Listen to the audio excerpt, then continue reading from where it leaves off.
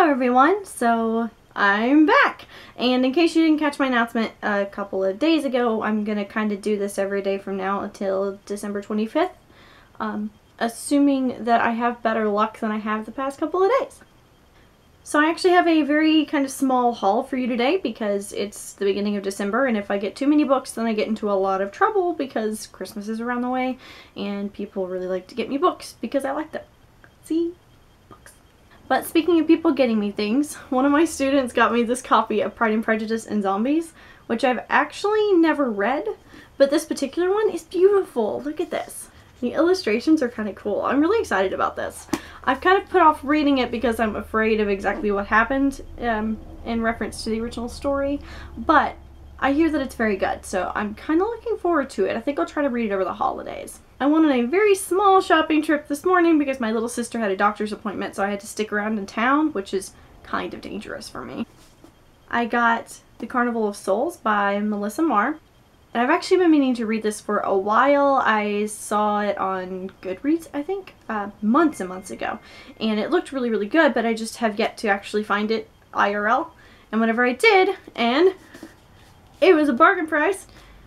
The Carnival of Souls in particular is like the very center of the city that this is set in, and it's like the place where murder and stuff is up for sale, so like hitmen and the whole 9 yards. So it's very much the kind of place where all of the bad stuff is supposed to be dwelling. So I'm really interested to see how she set up this world. Melissa Marr does a very good job of world building, so I'm looking forward to seeing how she handles this. I also picked up the Poisonwood Bible by Barbara Kingsolver because I've had a friend who's been telling me to read this since I was like a junior in college, and I've yet to do it. So I went ahead and picked it up today.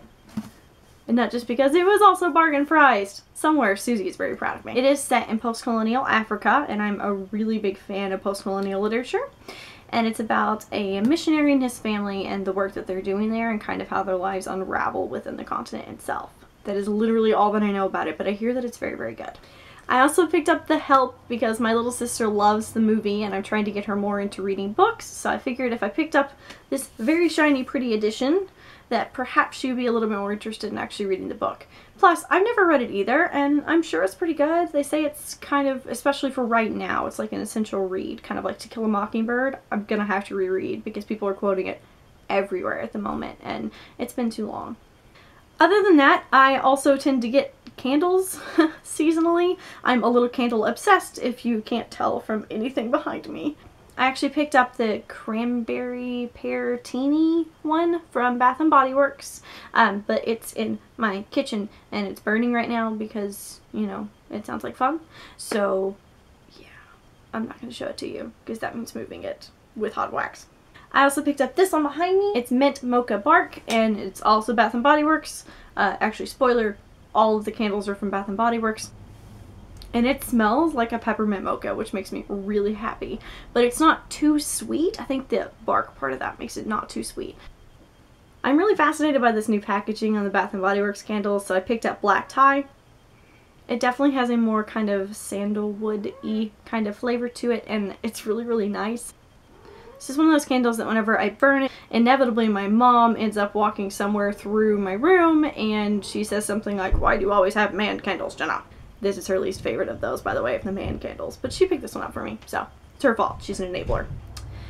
That's all that I have for you today, but I will see you tomorrow, actually, which is exciting. Have a good day. Bye.